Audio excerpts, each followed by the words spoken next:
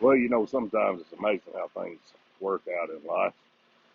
I hadn't been in a hayfield in over 30 years. Grew up doing a lot of hay, but, you know, being in the military and coming down south, I hadn't done it. The other day, I had a boy that I bought some hay from gave me a holler. Actually, yesterday, I was on a football field putting in a field goal on the project. And the boy asked if I could come help him and his dad do a little bit of hay. So this is what we got here today. Let me show you. Well, yesterday, I got off that project, come down here, and I did a little tedding for him. So if you look over there behind that truck right there, is about there is a tedder. What that does is they cut the hay and need fluffed up a little bit, dry out. So I come and did that. I honestly never run a tedder before. Growing up in Kansas, we did a lot of hay on the dairy farm, but we went from sickle bar mower, and then we'd use the side delivery rake and bale it up, and then we moved to a swather, which would actually put it in a windrow all at once. And if we did need to turn it over to dry it out, we would just take the old side delivery rake. So we never had a tedder. We just roll a windrow over and over. So what we got right here is the regular windrow rake. They call this a speed rake. So I come down here and just hooked it up to my tractor, and we're gonna create some windrows for them. I've never run one of these, so kind of exciting to finally do this over 30 years later. Well, we'll lay these wings down, and then it'll pull from this side to the center and from that side to the center, and that'll make a windrow. So we're gonna figure it out. It's about 3:30 Sunday afternoon. It's dried out. That over there, I come down this morning and fluffed it up for them. So I got this thing hooked up. I'm gonna pull it out and we'll let the wings down, and we're gonna see how she does. We'll come back here. Well, we are doing our opening rounds on here. We got this thing figured out. Not much to it. You don't have to put no drive axle on like you used to have to do old side delivery rakes. Side delivery rakes, you get in the field and you hook up a little PTO shaft to the right back wheel. So they were a tricycle style, and then that would drive the rake. This here, once those pinwheels touch the ground, it drives itself off of that. So old technology now, but when it's been 30 some years since you did it, kind of neat to see something different. I mean, this was around back then, but we just didn't have this technology. It was a big deal back when we went to a round baler. We always square baled everything, and as a very young boy growing up on a dairy farm in Kansas, square bales, you get to know that real good. It was hard work. Everything done by hand. But we contracted out when we started round bale, and contracted it out.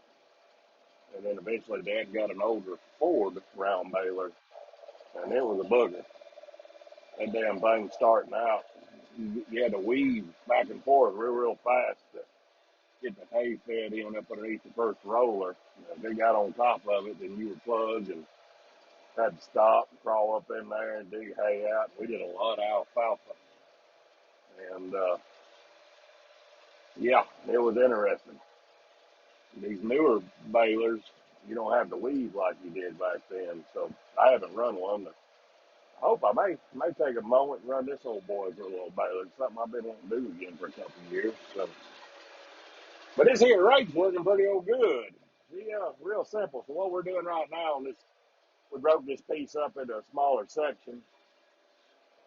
Still do like we used to. We're gonna do about 3 laps around, and then gotta give him some room from the ends, and then after that we'll work straight back and forth, and he'll have room to turn around. Oh boy, just got his baler going right now. He got an old 4430 John Deere, and I remember that tractor. I think that's what we had when I was real young. It didn't have a full cab on it. It was just rocks. For those who don't know what a rocks is, it was just more or less a roll cage. It was a rollover protection structure, I think is what that meant back in the day, which it's still used today, on equipment and everything. It's not a full cab, it's got a rock structure. He got an old pretty clean 4430 back there. Maybe we'll pick it up behind us when we turn around. But he said he thinks it's a 77, 78 model. So it's a pretty old tractor, but it's pretty old clean on the inside. A little bit of loving on it. It probably looks showing up pretty good. So we'll just go along here and do a little raking. And y'all come.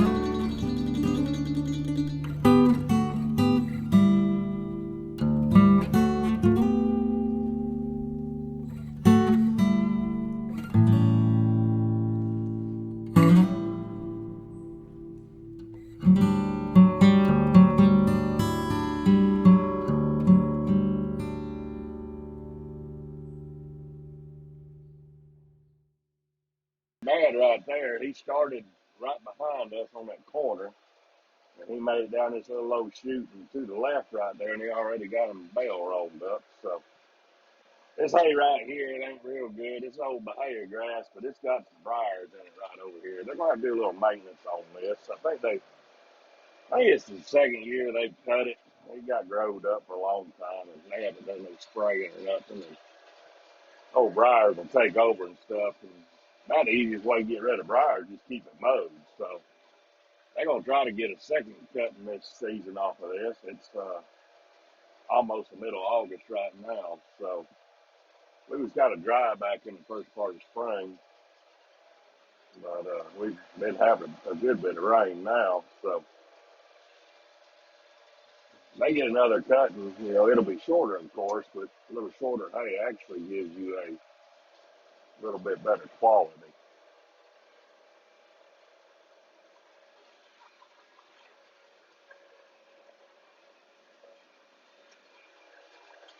And we're gonna try to turn around right there and hopefully not miss a whole bunch.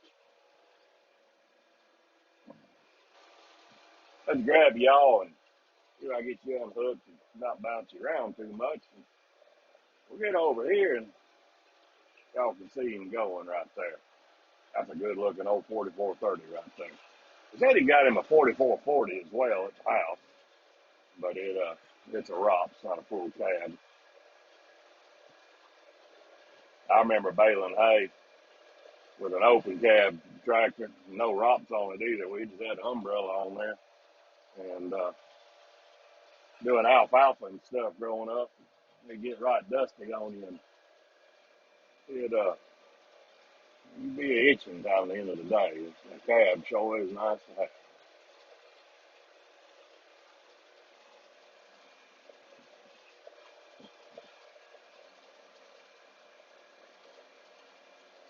Well, let's watch him right there.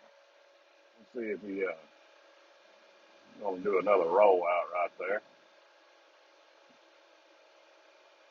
That old classic John Deere just about can't be beat. An old 44 series. I don't know all the fancy numbers to them. We actually had old Ford tractor and everything. And, all right, there he's gonna do. He's gonna come back and open up the ends for me. There we go.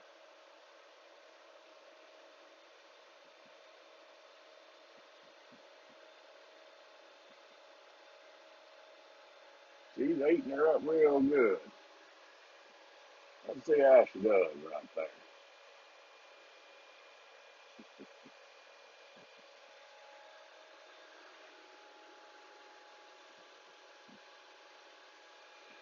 Back in the old days, we had to watch them. Let's put y'all back in place. But we'd have to watch the bale. You would look in between the belts, and you could tell how big your bale was getting, and then you would stop it and do your string on the bale, and then dump her out. They got monitors in them for the last 20 some years, and he fixed to dump one again. But they got monitors in them now. You can't even see inside of them the way the belts are done now. And it'll beep, buzz, or whatever at you. And Tell you it's ready.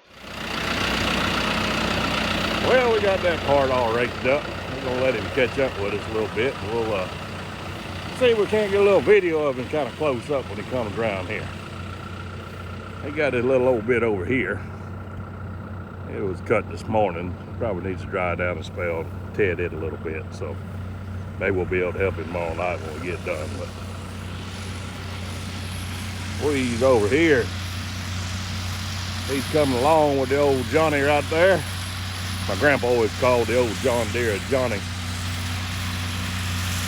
We still got that old tractor. My dad had the motor rebuilt about a year and a half. About a year and a half ago.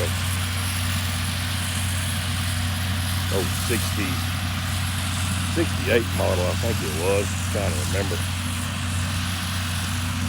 Had the old motor rebuilt, and then he passed this spring, so he only had it back for a little while.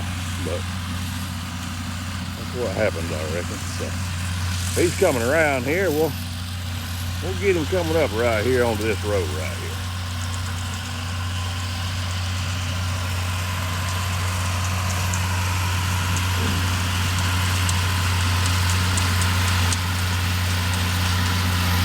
That's a nice old tractor right there. I sure do like it.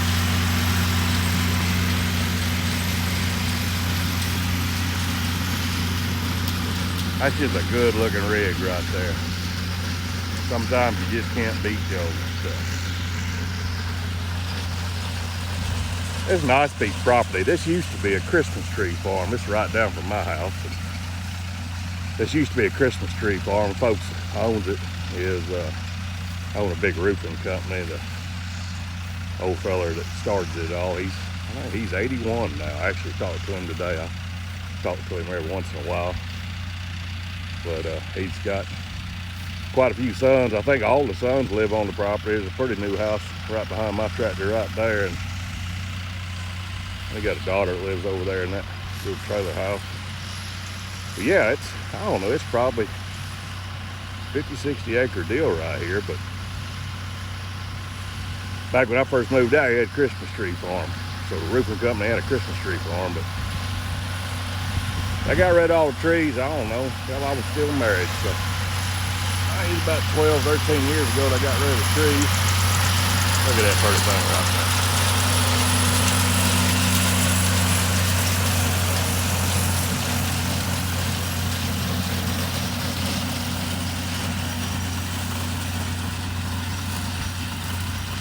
That's a nice one.